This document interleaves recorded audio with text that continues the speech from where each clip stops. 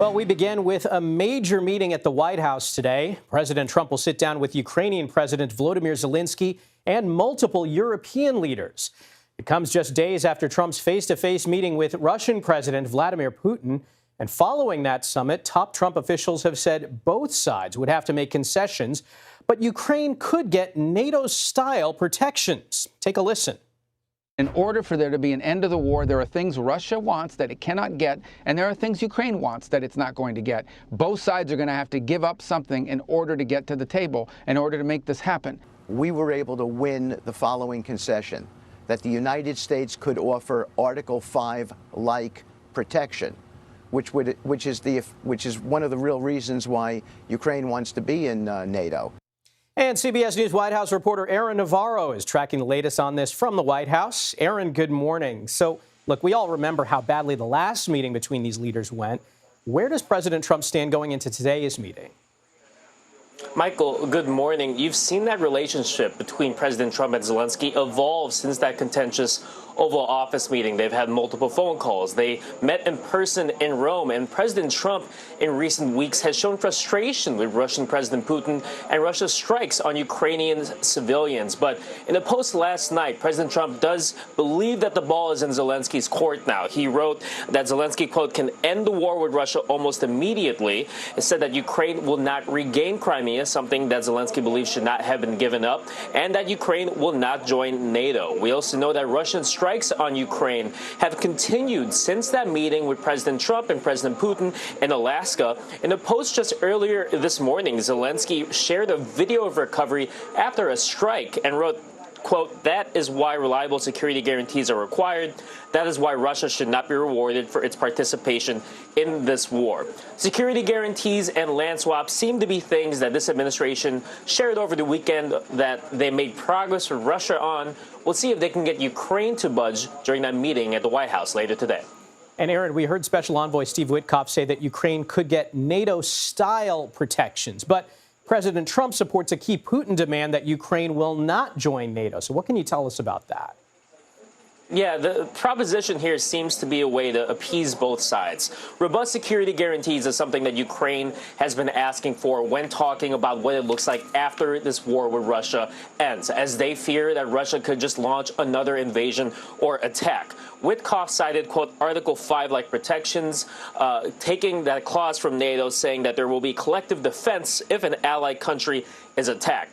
Secretary of State Marco Rubio said on Face the Nation yesterday that this would be something that would be discussed with European leaders today, but it is still a loose end on what exactly U.S. involvement in that would look like. All right, Aaron Navarro at the White House. Thank you.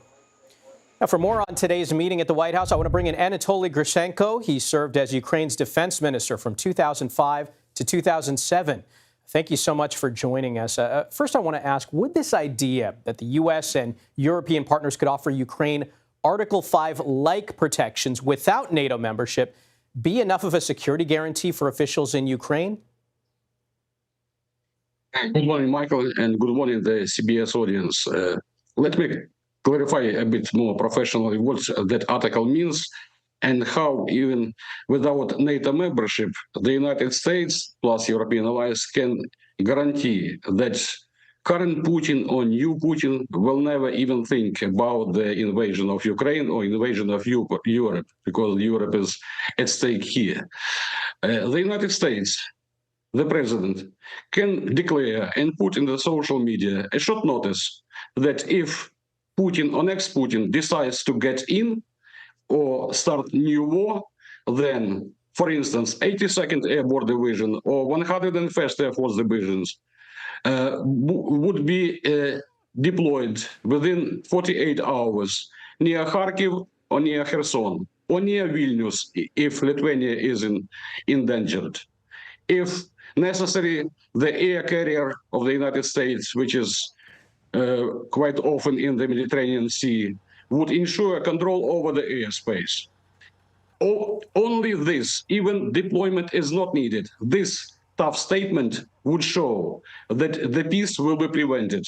Russia will stop, and there will be no such a high price for this war, bloody, terrible war, more than 11 years. I believe President Trump, as a businessman, must understand that preventing war is, in terms of money even, 100 times cheaper than waging and stopping the war. Are you hopeful from what you've seen that President Trump will give Ukraine the security guarantees it needs to prevent further Russian aggression? I'm not a member of the presidential team, neither Ukrainians or American. I know that after the numerous efforts to stop this war, there must be really implemented President Trump's slogan, peace through force enforcement. So there must be quite clear understanding that there is an aggressor on one side who started the war, there is a murderer, and there is a victim that is suffering from the war. I stress, for 11 plus years, maybe not many people understand. I would not offend any European nation, our allies and supporters, but if, let's imagine, Ukraine had given up in 2022, who else could have stopped Putin? Our neighbors westward, whom? Slovakia, Hungary, Poland? Not at all. Farther west, Germany, Belgium, Italy? No. Holistic, symbolic armies, no real will to stop. If Putin invades Europe, American allies, such massively, 1 million plus people, tens of thousands of pieces of hardware, strikes every day, every night for many years. Who can withstand that? In this case, Americans would support allies and would fight for that. I don't want them to do so. So preventing now is much more effective, efficient, and just to separate the victim and separate the aggressor, who must pay for that. So force, diplomatic force, economic force, any other force must be applied to aggressor, first of all. All right, Anatoliy Grytsenko, thanks so much for joining us. We appreciate it. Thank you very much.